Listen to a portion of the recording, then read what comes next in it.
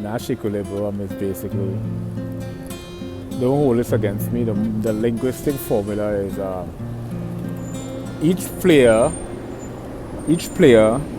can derive to their most desired, effective, efficient, and optimal desired results if each player independently do not deviate from the initial strategy.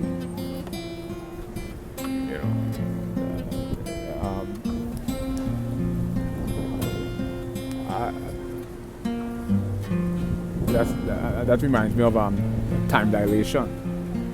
Time dilation is basically when there is a disorder, when there is a disparity in the elapsed time measurement between two clocks traveling at the same velocity relative to each other. Call that time dilation. There's a disparity in the elapsed time measurement. Elapsed time is where things lag. So there's a disparity in the elapsed time measurement. Basically, like two clocks parallel to each other traveling at the same velocity relative to each other. They call that time dilation.